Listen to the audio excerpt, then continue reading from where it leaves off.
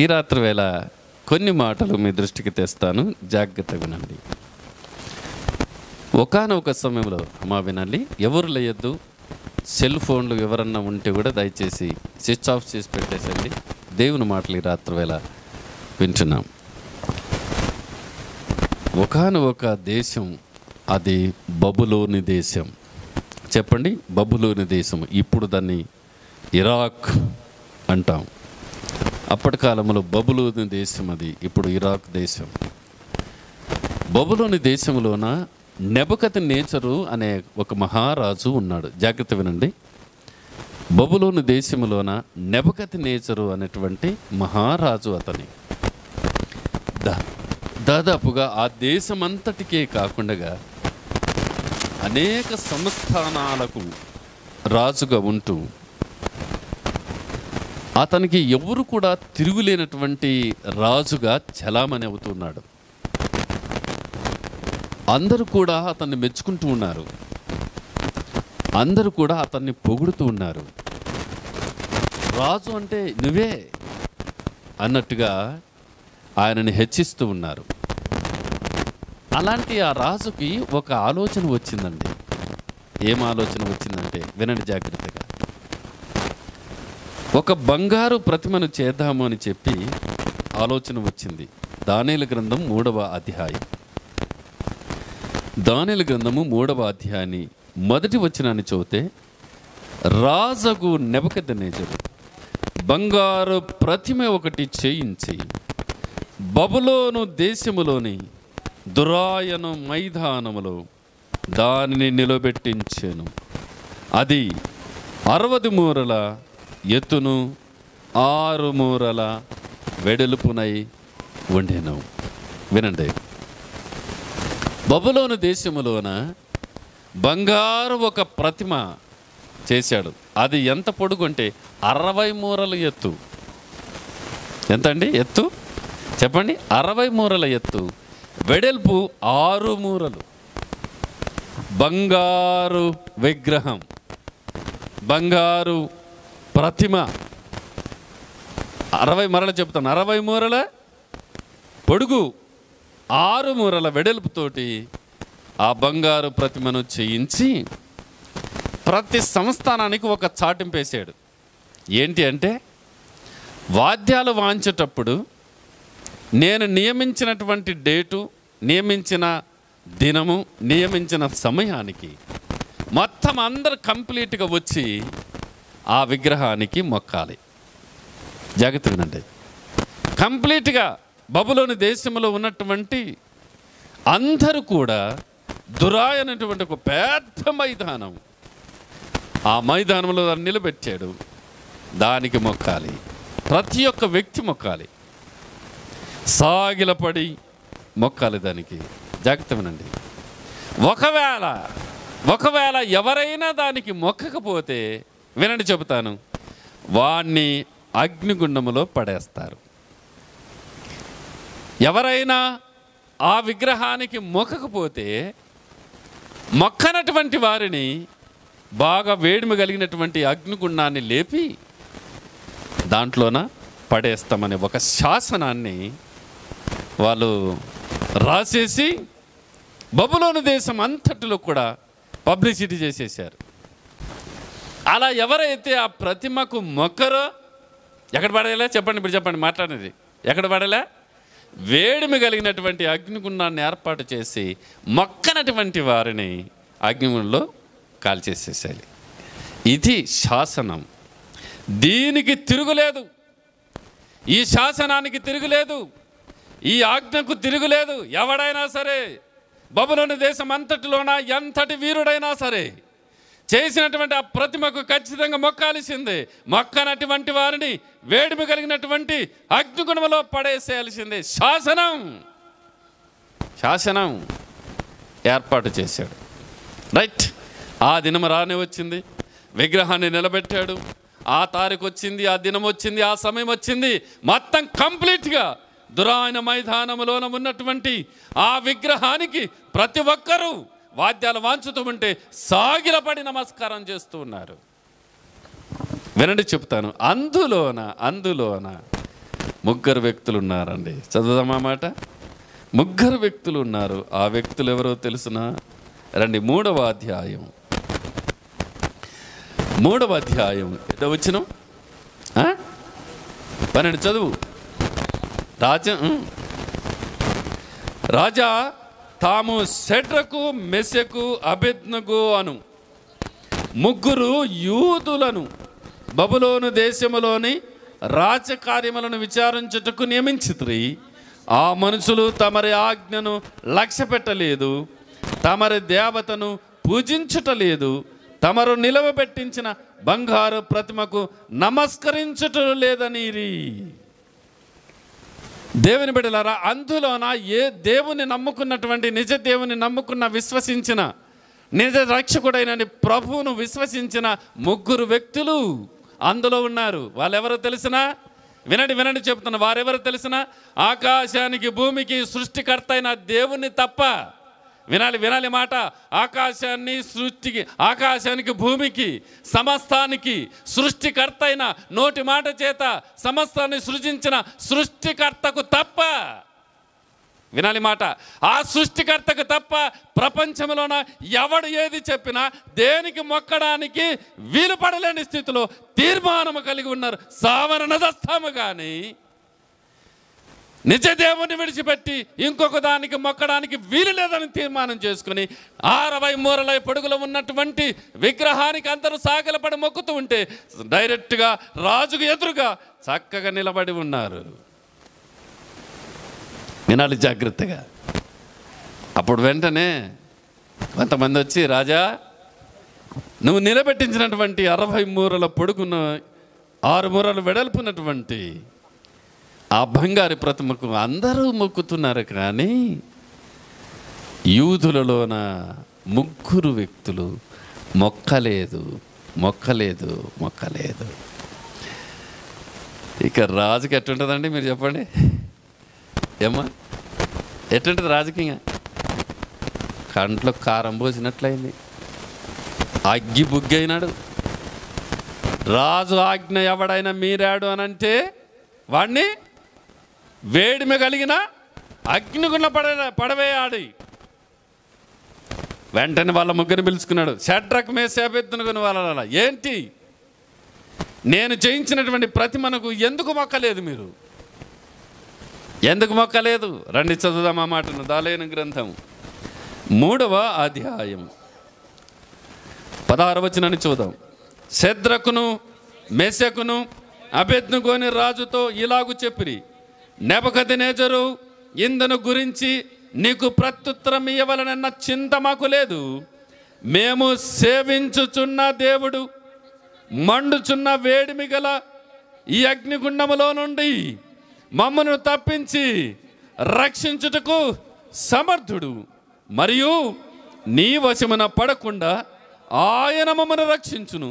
ఒకవేళ ఆయన రక్షింపకపోయినను రాజా, నీ దేవతకు మేము పూజింపమనియు నీవు నిలవబెట్టించిన బంగారు ప్రతిమకు నమస్కరింపమనియు తెలుసుకొనుము. అందుకు నెబుకద్నెజరు అత్యాగ్రహము నొందిన వాడై, ఏమండి రాజు వచ్చి వాళ్ళని పిలుచుకుని అడిగితే ఎంత బాగా చెప్తున్నారండి వీళ్ళు సమాధానం. రాజా నీకు ప్రత్యుత్తరం ఇవ్వాలన్న చింత కూడా మాకు లేదంటున్నాడు. ఎంత నెగ్లెక్ట్ అండి! రాజునట తీసేస్తున్నారు. నువ్వు వేడిమి కలిగిన అగ్నిలో పడేసినా చింత లేదు మాకు అంటున్నారు వాళ్ళు.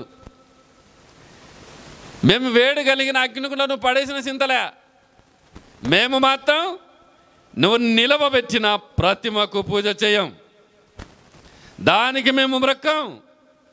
ఒకవేళ వినండి, ఒకవేళ నువ్వు మమ్మల్ని అగ్నిలో పడేస్తే మేము సేవించుచున్న దేవుడు రాజా అసలు మీకు ప్రత్యుత్తరం ఇలా చింతనే నాకు లేదు. నువ్వు అగ్నిగుండ పడేసినావు అనుకో, మేము సేవించుచున్న దేవుడు ఎవరో తెలుసునా? వినండి మాట, వేడిమి కలిగిన అగ్నిగుండములో నుండి రక్షించుటకు సమర్థుడు. చపలు కొట్టండి, బలేసు మహారాజుకే. వేడిమి కలిగినటువంటి అగ్నిగుండములో నుండి మేము కాలకుండగా రక్షించగలిగిన సమర్థుడు. అలాంటి దేవుణ్ణి మేము పూజిస్తున్నాం, అలాంటి దేవుణ్ణి మేము సేవిస్తున్నాం అంటూ ఇంకో మాట చెప్పారు. ఒకవేళ వినండి వినండి, ఒకవేళ మమ్మల్ని రక్షింపకపోయినా, వినండి మాట, ఆ వేడిమి కలిగినటువంటి అగ్నిగుండంలో నుండి రక్షింపకపోయినా మేము మాత్రము నువ్వు నిలబెట్టిన ప్రతిమకు మొక్కము. చప్పలు కొట్టండి ప్రియులారా. బలేసు మహారాజుకే దేవునికి మహిమ కలుగును గాక. ఎట్లుంటుందండి ఇప్పుడు రాజుకి?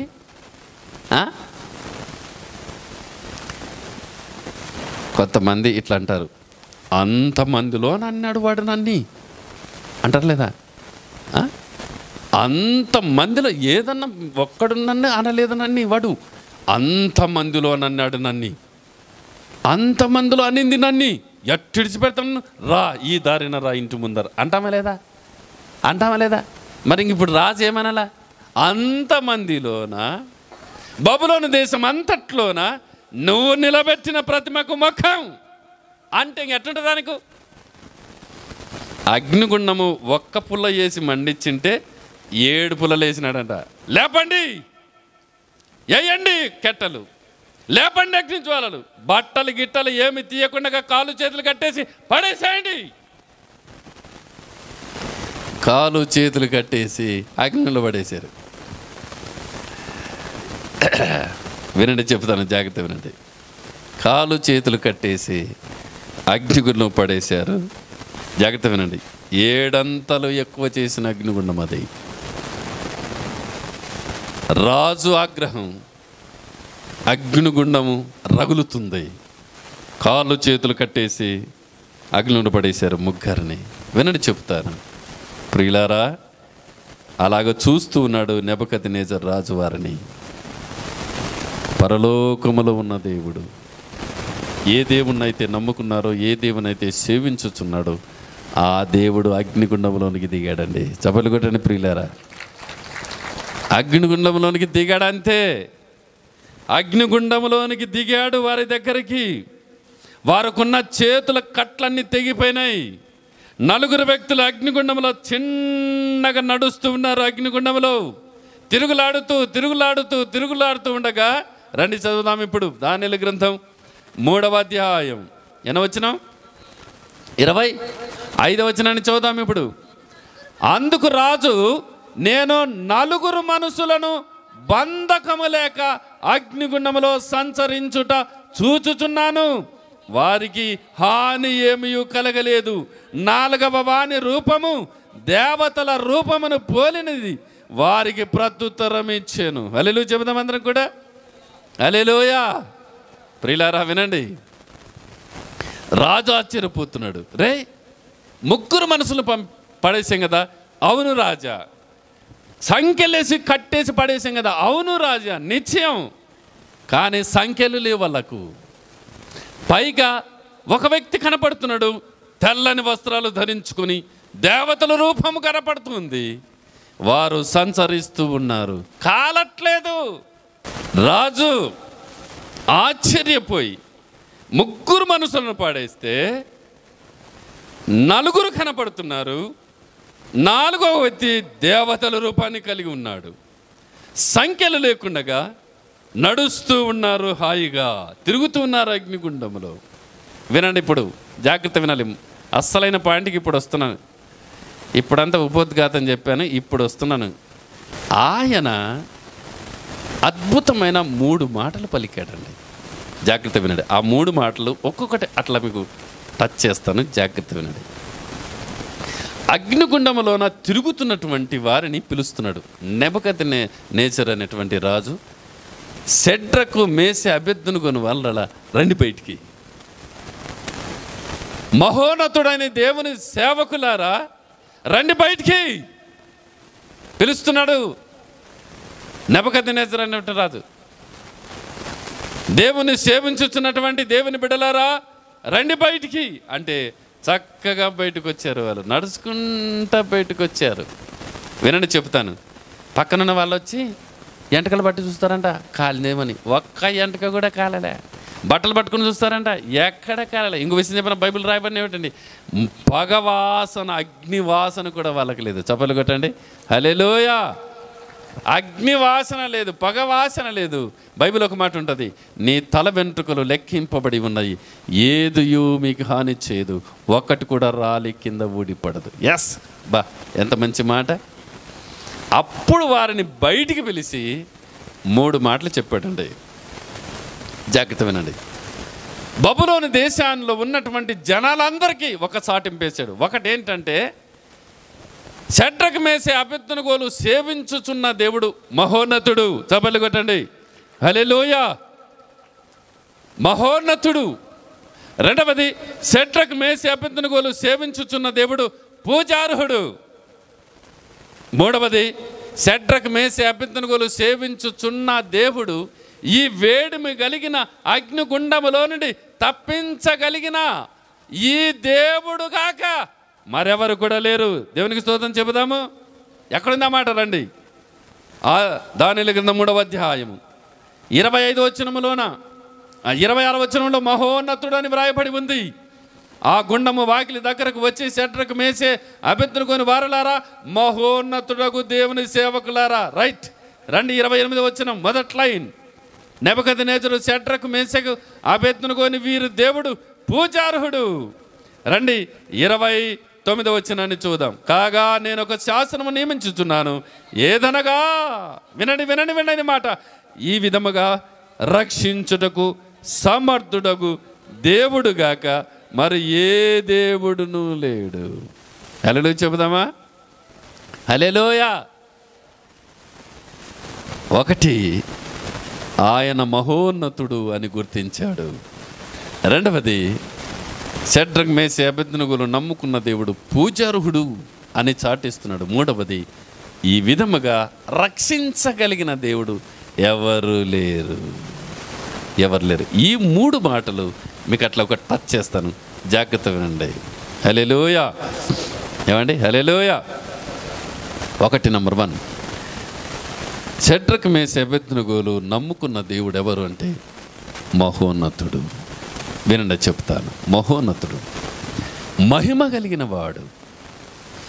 మహోన్నతుడు, మహిమ కలిగిన వాడు. ఎంత మహిమ కలిగిన వాడు అనంటే, యెషయా గ్రంథము 6వ అధ్యాయంలోన ఒక మహాభక్తుడు ఆ దేవుణ్ణి చూస్తూ ఉన్నాడు. యెషయా గ్రంథము 6వ అధ్యాయంలోన రాజైన ఉజ్జియా మృత్యునందిన సంవత్సరమున, వినండి వినండి మాట, అత్యున్నతమైన సింహాసనం ఉంది. ఇలాంటి సింహాసనాలు ఈ లోకంలో ఎవనికి లేదు. అత్యున్నతమైన సింహాసనం, ఆ సింహాసనమైన మహాదేవుడు కూర్చున్నాడు. ఏమండి? అత్యున్నతమైన సింహాసనం ఉంది, ఆ సింహాసనం మీద ప్రభువును ఆసీనుడై ఉన్నాడు. ఆయన రెక్కలు దేవాలయము నిండుకొని ఉంది. ఆయనకు పైగా మహాదూతలు నిలిచి ఉన్నారు. ఒక్కొక్క దూతకి 6 రెక్కలు ఉన్నాయి. 2 రెక్కలతో ముఖాన్ని కప్పుకొని, 2 రెక్కలతో కాళ్ళను కప్పుకొని, 2 రెక్కలతో ఎగురుతున్నారు వాళ్ళు పాట పాడుతూ. ఏమని తెలిసిన? సైన్యములకు అధిపతి యగు యెహోవా పరిశుద్ధుడు, పరిశుద్ధుడు, పరిశుద్ధుడని సర్వలోకము ఆయన మహిమతో నిండి ఉన్నదని గొప్ప స్వరముతో గాన ప్రతిగానాలు చేస్తున్నారు. హల్లెలూయా చెబుదామా? హల్లెలూయా. ఎంత మహిమ కలిగిన దేవుడు అంటే, అత్యున్నతమైన సింహాసనము. బైబిల్ చెబుతుంది, ఆకాశము నా సింహాసనము, భూమి నా పాదపీఠం అన్నాడు ఆయన. ఏమా? ఆకాశము నా సింహాసనము, భూమి నా పాదపీఠం. అత్యున్నతమైన సింహాసనం మీద ప్రభు ఆసీనుడి ఉండగా నేను చూచెదను. ఎస్, మహోన్నతుడు, మహిమ కలిగిన వాడు. దూతలు పాడుతున్నారు, సైన్యములకు అధిపతి యగు యెహోవా పరిశుద్ధుడు, పరిశుద్ధుడు, పరిశుద్ధుడు, పాపము లేని పరిశుద్ధుడు. ఏమండి? పాపము లేని పరిశుద్ధుడు, పాపము లేని పరిశుద్ధుడు, సైన్యములకు అధిపతి యగు యెహోవా పరిశుద్ధుడు, పరిశుద్ధుడు, పరిశుద్ధుడని గాన ప్రతిగానాలు చేస్తూ పాటలు పాడుతున్నారు. ఆ మహోన్నతుడైన దేవుడు ఎలాంటి వాడు అంటే పరిశుద్ధుడు. చెప్పండమ్మా, ఎవరైనా చెప్పండి. పరిశుద్ధుడు ఆయన, పాపము లేని పరిశుద్ధుడైన దేవుడు. పాపులను రక్షించటానికి వచ్చిన దేవుడు, నశించిన దానిని రక్షించటానికి వచ్చిన దేవుడు, మహా పరిశుద్ధుడు ఆయన. ఆయనకి సాటి ఎవరు లేరు, ఆయనకు పోటీ ఏది లేదు. ఆయనకి సాటి అయిన వారు ఎవరు లేరు. ఆయన మహోన్నతుడు, ఆయనకి సాటి ఎవరు లేరు. ఆయనకు అసాధ్యమైంది ఏది కూడా లేదు. ఏమండి, అంత గొప్ప దేవుడు అని నెబుకద్నెజరు సాక్ష్యం ఇస్తున్నాడు. తాను పెట్టిన ప్రతిమని గడ్డకి పెట్టేశాడు. ఆ షడ్రకు మేషకు అబేద్నెగోలు సేవించుతున్న ఆ దేవుని గురించి మహోన్నతుడైన మహోన్నతుడు ఒకటి. రెండవది ఏమంటున్నాడు? పూజార్హుడు. పూజారుడు. వినండి, ఒకవేళ బబులోను దేశంలో ఉన్నటువంటి ఏ వ్యక్తి అయినా సరే ఎవరికైనా మొక్కాలి అనుకుంటే, ఎవరికైనా పూజ చేయాలనుకుంటే, ఇదిగో షడ్రకు మేషకు అబేద్నెగోలు సేవించుచున్న నమ్ముకున్న ఆ దేవునికే పూజ చేయండి. శాసనం పెడుతున్నాడు. హల్లెలూయా. శాసనం రాసేసి పెడుతున్నాడు. మీరు ఎవరైనా సరే ఇప్పటి నుంచి దీన్ని నేను నిలబెట్టిన దీనికి కాదు మీరు మొక్కాల్సింది. ఇది జీవము లేనిది, ఆయన మహోన్నతుడు. ఇప్పటి నుంచి మీరు ఎవరైనా మొక్కాలి అనుకుంటే షడ్రకు మేషకు అబేద్నెగోలు సేవించుచున్న దేవుణ్ణే మొక్కండి. ఇప్పటి నుంచి మీరు ఎవరైనా పూజ చేయాలనుకుంటే కూడా ఆయనకే చెయ్యండి. ఆయన పూజార్హుడు, పూజింపదగిన వాడు, పూజకార్హుడు. ఏమండి, పూజకార్హుడు. ఒక వ్యక్తి పూజించాలి అంటే దానికి అర్హుడు ఆయనే. ఒక వ్యక్తి సేవించాలంటే దానికి అర్హుడు ఆయనే.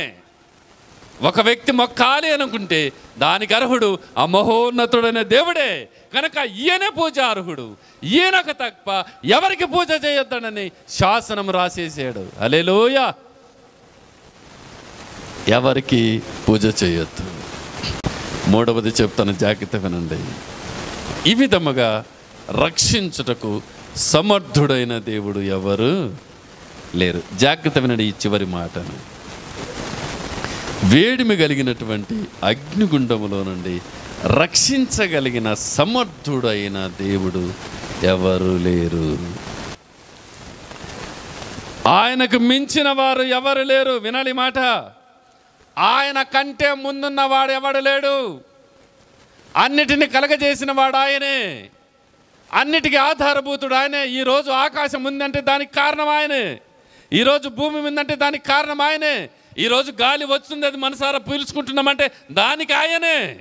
దానికి ఆయనే. వృక్షాలు ఉన్నాయంటే దానికి ఆయనే. పక్షులు ఉన్నాయంటే దానికి ఆయనే. జలచరాలు ఉన్నాయంటే దానికి ఆయనే. జంతువులు ఉన్నాయంటే దానికి ఆయనే. పురుగులు పాకుతున్నాయంటే దానికి ఆయనే. ఆయనే, ఆయన తప్ప మరొక దేవుడు లేడు. లేడు.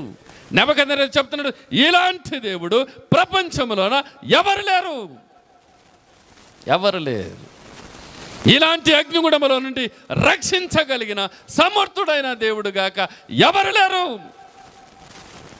ఎవరు లేరు. యాస్, ఆయనకు సాటి ఎవరు లేరు. అందుకే నేను రాసిన పాటల్లో ఓ పాట ఉంది.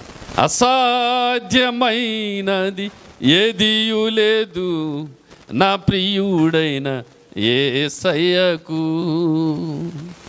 అన్నియు సాధ్యమే, సమస్తము సాధ్యమే. ఆయనకు అసాధ్యమైనది ఏది కూడా లేదు. ఆయనకు సాటి ఏది లేదు. ఆయనకు పోటీ ఎవరు రారు. చప్పలు కొట్టాలి ప్రియులారా. వినండి, ఈ విధముగా రక్షించుటకు సమర్థుడైన దేవుడు ఎవరు లేరు. వినండి, కొద్ది నిమిషాలు చెబుతాను, జాగ్రత్తగా వినండి. మనసులు చాలా కుదుట పెట్టుకోండి. చెబుతాను ఈ పాయింట్లోన. అగ్నిగుండం అమ్మ వినాలి. ఆ కాలంలోన షడ్రకు మేషకు అబేద్నెగోలకు ఆ అగ్నిగుండం ఉంది. అయితే వినండి, మరొక అగ్నిగుండం ఉంది. అదేమిటో తెలుసునా? యేసును నమ్ముకున్న వాడు నిత్య జీవానికి వెళుతాడు. యేసును నమ్ముకున్నటువంటి వాడు అగ్నిగుండంలో పడతాడు. ప్రభు అయిన క్రీస్తు వారు ఈ లోకంలో మరణించి తిరిగి లేచిన తర్వాత ఆయన చెప్పిన మాట ఏంటంటే, నేను మరలా వస్తాను, మీరు సర్వలోకానికి వెళ్ళండి, సర్వ సృష్టికి నా సువార్తను ప్రకటించండి, నమ్మి బాప్తిసం పొందినవాడు రక్షింపబడును అని చెప్పండి, నమ్మని వానికి శిక్ష ఉందని చెప్పండి. శిక్ష ఏమిటో తెలిసినా? శిక్ష ఏమిటో తెలిసిన? అగ్నిగుండం. శిక్ష ఏంటో తెలిసిన? యుగ యుగలు మండుచున్నటువంటి అగ్నిగుండం. మానవ పాపానికి శిక్ష ఏమిటి అనంటే మండుచున్నటువంటి అగ్నిగుండం. వినండి, చెప్తాను దీని గురించి కొంచెం. మత్తయి సువార్త 23వ అధ్యాయం 33వ వచనంలో ఒక మాట ఉంటుంది. మత్తయి సువార్త 23వ అధ్యాయం 33వ వచనంలో ఒక మాట ఉంది. అక్కడ, సర్పములారా, సర్ప సంతానమా, నరక శిక్ష. అది నరక శిక్షను ఎట్లా తప్పించుకుంటారు?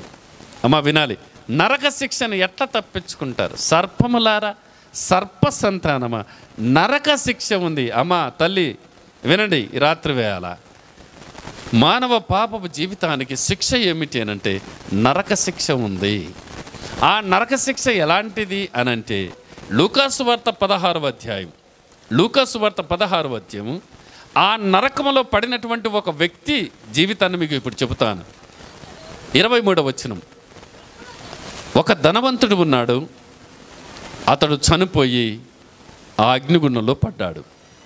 ఆ అగ్నిగుండం పడినటువంటి ఆ వివరణ ఇక్కడ చెబుతున్నాడు, వినండి. అప్పుడు అతడు పాతాళములో బాధపడుచు కన్నులెత్తి అతని రొమ్మున ఆనుకొని ఉన్న లాజరును చూసి, తండ్రివైన అబ్రహామా, నా యందు కనికరపడి తన వేలుకొనను నీళ్ళలో ముంచి నా నాలుకలు చల్లార్చుటకు లాజరును పంపుము, నేను అగ్ని జ్వాలలలో యాతన పడుచున్నానని కేకలు వేసి చెప్పాను. అమ్మా, అక్క, తమ్ముడు, అయ్యా, మనం ఈ లోకము విడిచిన తర్వాత వినండి, రెండు మార్గాలు.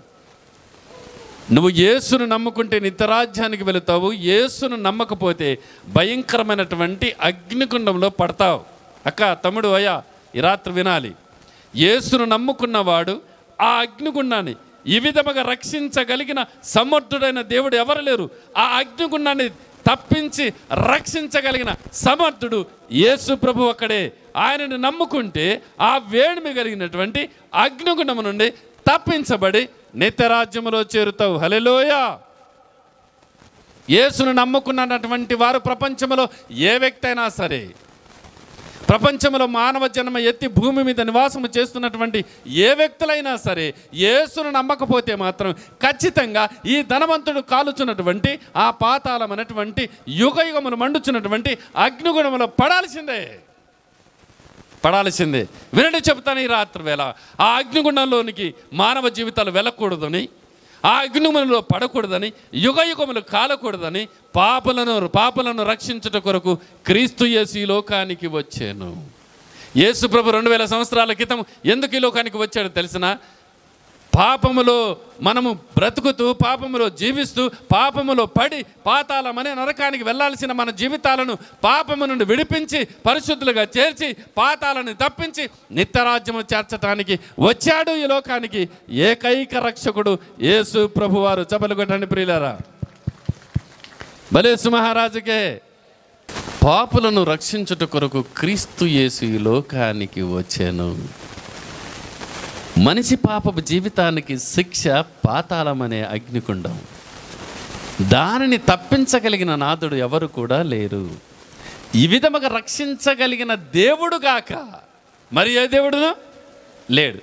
కనుక మానవ పాపపు జీవితానికి శిక్ష ఉన్నటువంటి అగ్నిగుండాన్ని తప్పించటానికే ఆ పరమదేవుడు భూలోకములో పాపము లేని పరిశుద్ధుడిగా కన్యక మరియ గర్భమందు జన్మించి 33.5 సంవత్సరం ఈ లోకంలో జీవించి మన పాపపు భారాన్ని అంతా తనపైన వేసుకొని, అమ్మా వినాలి, మన పాపపు భారం అంతా తనపైన వేసుకొని మనము పొందాల్సిన పాపపు శిక్షనంతా కూడా సిలువలోను అనుభవించి కొరడా దెబ్బల చేత, ముళ్ళ కిరీటం చేత సిలువ భారాన్ని మోసి మేకులతో సిలువకు కొట్టబడి ఆకాశానికి భూమికి మధ్యన వ్రేలాడబడి రక్తానంత ధారపోశాడు.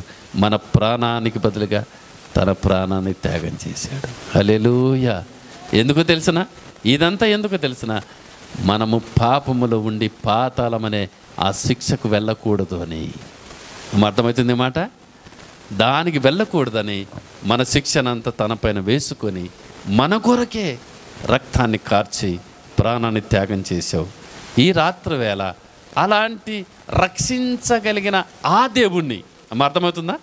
అలాంటి ఈ వేడిమి కలిగిన అగ్నిగుండములో నుండి తప్పించగలిగిన ఈ దేవుడు కాక మరెవరు లేరు అన్నట్టుగా దానిని తప్పించగలిగిన దేవుడు యేసు ప్రభు వారు ఒకడే. కనుక ఈ రాత్రివేళ నువ్వు ఆయనను విశ్వసించినట్లయితే, ఈ రాత్రివేళ నువ్వు ఆయనను నీ హృదయంలో చేర్చుకున్నట్లయితే, నీ పాపపు జీవితాన్ని ఆయన దగ్గర ఒప్పుకున్నట్లయితే, యేసు రక్తము ప్రతి పాపాన్ని కడిగేస్తూ ఉంది. మన పాపములను మనము ఒప్పుకొని నేరల ఆయన నమ్మదగిన వాడు, నీతిమంతుడు గనక ఆయన మన పాపములను క్షమించి సమస్త దుర్నీతి నుండి పవిత్రులుగా చేయును. ఉన్నపాటున యేసయ్యా నువ్వే నిజమైన దేవుడు, ఈ విధముగా రక్షించగలిగిన దేవుడు ఎవరు కూడా లేరు. నిన్ను విశ్వసిస్తున్నాను. నా పాపానికి శిక్ష పాతాళం, దానికి నన్ను వెళ్ళనీయకుండగా దయతో క్షమించుము తండ్రి. పశ్చాత్తాపముతో ఈ రాత్రివేళను ప్రార్థన చేసినట్లయితే యేసు రక్తం ప్రతి పాపాన్ని కడిగేస్తుంది. శిక్షను తప్పించుకుంటావు, రక్షణలోనికి వెళుతావు, నిత్యరాజ్యము చేరుతావు. హల్లెలూయా, హల్లెలూయా, గట్టి చెబుదాం హల్లెలూయా. కనుక ప్రియులారా, అలాంటి రక్షకుడు ఈ రాత్రివేళ మీకు వినపడుతుంది. ప్రయాసపడి భారము మోసుకొనుసున్న సమస్త జనులారా రండి నా దగ్గరకు, నేను మీకు విశ్రాంతినిస్తా, ఆ పాతాళమనే అగ్నిగుండము నుండి తప్పిస్తాను. ఈ విధముగా రక్షించగలిగిన సమర్థుడైన దేవుడు ఎవరి ప్రపంచంలో లేరు. అమ్మా, తమ్ముడు, సోదర, ఎవరిని నమ్ముకుంటున్నావు? ఎవరిని పూజిస్తున్నావు? ఎవరిని సేవిస్తున్నావు? ఈ రాత్రివేళ పరిశీలన చేసుకొని నువ్వు మరణిస్తే భయంకరమైన అగ్నిగుండం ఉంది. అది యుగయుగములు కాలుచున్నటువంటి భయంకరమైన స్థలం. దానిని తప్పించటానికి ఎవ్వరు కూడా లేరు. ఒకే ఒక మార్గం, యేసు ప్రభు ఒకడే. నేనే మార్గాన్ని, నేనే సత్యం, నేనే జీవని. నా ద్వారా తప్ప ఎవరు కూడా తండ్రి యొద్దకు రాలేరు. ఎవరు కూడా దాన్ని తనకు తానుగా తప్పించుకోలేరు. కనుక రాత్రివేళ ఆ యేసును విశ్వసిద్దాం, ఆయన పాదాలు పట్టుకుందాం, ఆయన క్షమాపణ వేడుకుందాం. యేసయ్యా నన్ను క్షమించు నాయన, నీ బిడ్డగా జీవిస్తాను, నీ కొరకు జీవిస్తాను. ఇంతవరకు నేను తెలుసుకోలేకపోయాను, ఇంత మహా గొప్ప దేవుడు అని. నేను పూజ చేయాలనుకుంటే నీకే, రక్షణ పొందాలనుకుంటే నువ్వే నాకు అని ఈ రాత్రివేళ పరిశీలన చేసుకుని